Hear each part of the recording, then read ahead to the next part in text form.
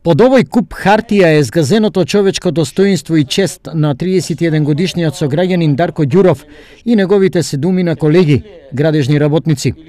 Неговата желба да се заработи во Германија останала само желба.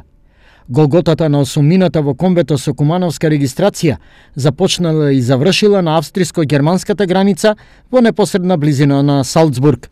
Германската полиција не сопре и ни рече да почекаме таму. Чекавме 1 саат и може и пола и тогаш дојде комбиња полициски и ни рекола да ги следиме. Тие не однесува во полиција, таму не притворија во самици, чекавме 20 часа, не испрашува.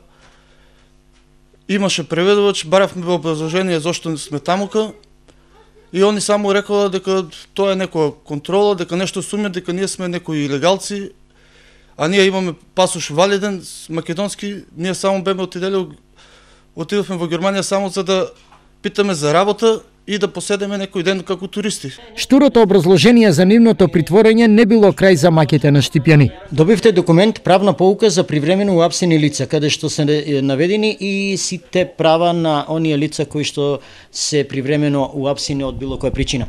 Исполнивте ли некој од овие права?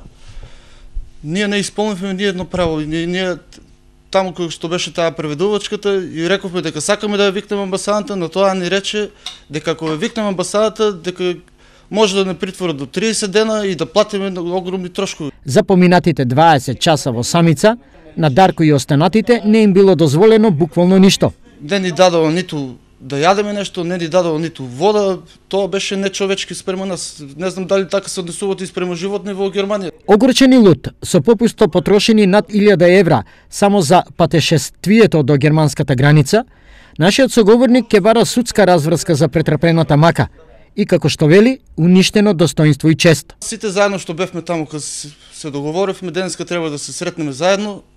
Мислам дека треба да поднесеме некоја тужба за ово малтретирање што нема никаква врска со нас, никој нема од нас некој кривично дело да е пребегал од Македонија или нешто друго. Мислам дека треба да се жалиме, па ако треба ќе одиме до крај, до последната пара ќе ја даде. Дарко е и дециден. Немилиот дел од животот не се заборава, но желбата за подобра екзистенција на семејството е посилна од се. Се подготвува наскоро повторно да замине на печалба. Овој пат, како што тврди, за сигурно.